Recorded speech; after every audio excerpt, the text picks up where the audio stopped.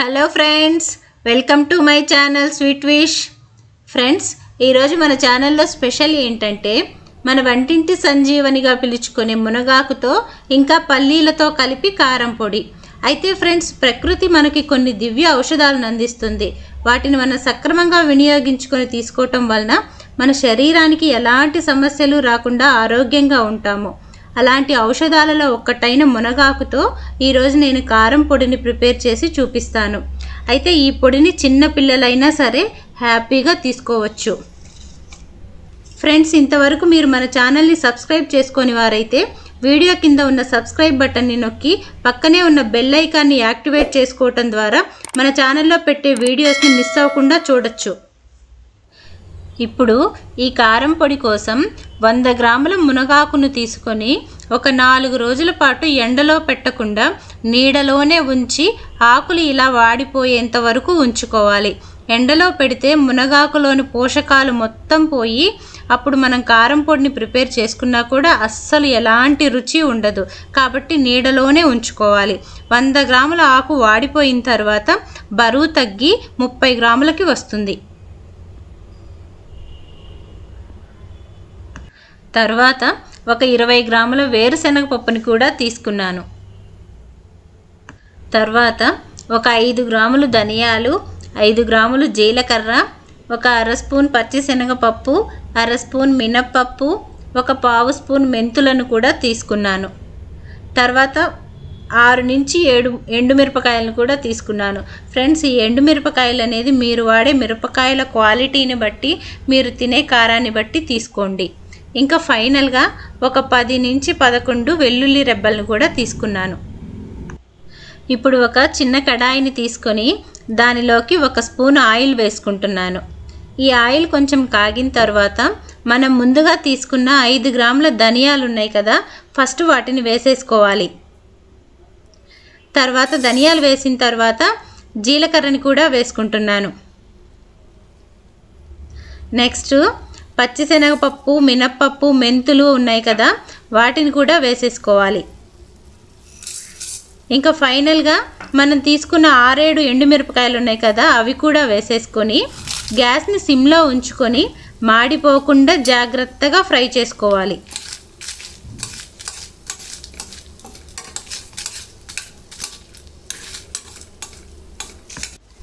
చూసారా, ఇలా ఫ్రై అయిపోయిన తర్వాత ఫైనల్గా ఒక చిటికెడు ఇంగువ వేసుకొని ఇంకా గ్యాస్ ఆఫ్ చేసేసుకోవాలి. లేదంటే ఇంగువ కొంచెం చేదుగా అయిపోతుంది. తర్వాత వీటన్నింటినీ ఒక ప్లేట్లోకి వేసేసుకొని కొంచెం సేపు వీటిని బాగా చల్లారనివ్వాలి. నెక్స్ట్ మళ్ళీ కడాయిని పెట్టుకొని దానిలోకి ఇంకొక స్పూన్ ఆయిల్ వేసుకుంటున్నాను. ఇప్పుడు ఈ ఆయిల్లోకి మనం ముందుగా తీసి పెట్టుకున్న 20 గ్రాముల వేరుశనగపప్పు ఉన్నాయి కదా, వాటన్నింటినీ వేసేసుకుంటున్నాను. ఇలా వేరుశనగపప్పు అన్నింటినీ వేసుకున్న తర్వాత గ్యాస్ని సిమ్లో ఉంచుకొని వేరుశనగపప్పుని కూడా మాడిపోకుండా దోరగా మంచిగా ఫ్రై చేసుకోవాలి.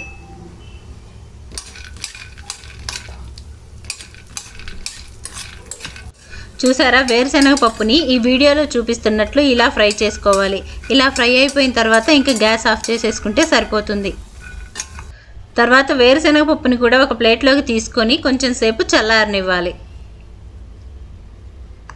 ఇవన్నీ ఒక 10 నిమిషాలు చల్లారిన తర్వాత ఒక మిక్సీ జార్ని తీసుకొని మనం ముందుగా ఫ్రై చేసి ఉంచుకున్న ఎండుమిర్చి, పప్పులు, ఇంకా ఫ్రై చేసుకున్న వేరుశనగ పప్పులు వీటన్నింటినీ కలిపి మిక్సీ జార్లోకి వేసేసుకొని మనం గ్రైండ్ చేసుకోవాలి. ఇప్పుడు ఈ పప్పుల్లోకి నేను 1 స్పూన్ సాల్ట్ని కూడా వేసుకుంటున్నాను. తర్వాత ఈ పప్పులన్నింటినీ మనం ఫస్ట్ గ్రైండ్ చేసుకొని పౌడర్ లాగా చేసుకోవాలి. ఇలా పౌడర్ చేసుకున్న తర్వాత ఈ పౌడర్లోకి మనం ముందుగా ఎండబెట్టి ఉంచుకున్న మునగాకు ఉంది కదా, దానిని కొంచెం కొంచెంగా వేసేసుకోవాలి.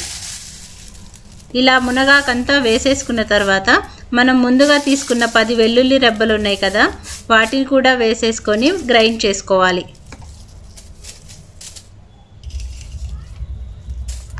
మునగాకుని కూడా కలిపి గ్రైండ్ చేసిన తర్వాత మన మునగాకు పల్లీల కారం పౌడర్ రెడీ అయిపోయింది. అయితే ఫ్రెండ్స్, చూసారా ఎంత కలర్ఫుల్గా ఉందో. టేస్ట్ అయితే అసలు చాలా చాలా బాగుంది. కాకపోతే నేను వేసిన 1 స్పూన్ సాల్ట్ అనేది సరిపోలేదు, ఇంకొంచెం సాల్ట్ నేను యాడ్ చేసుకున్నాను. మీరు కూడా 2 స్పూన్ల సాల్ట్ని యాడ్ చేసుకుంటే కరెక్ట్గా సరిపోతుంది. తర్వాత ఈ పౌడర్ని మిక్సీలో నుంచి తీసుకొని ఒక ప్లేట్లో వేసుకొని 1 నుంచి 2 గంటలు బాగా ఆరబెట్టుకోవాలి. లేదంటే త్వరగా బూజు పట్టేసి పౌడర్ పాడైపోతుంది. ఈ వేడంతా చల్లారిపోయి బాగా ఆరబెట్టిన తర్వాత మాత్రమే మనం ఒక ఎయిర్ టైట్ డబ్బాలోకి తీసుకోవాలి.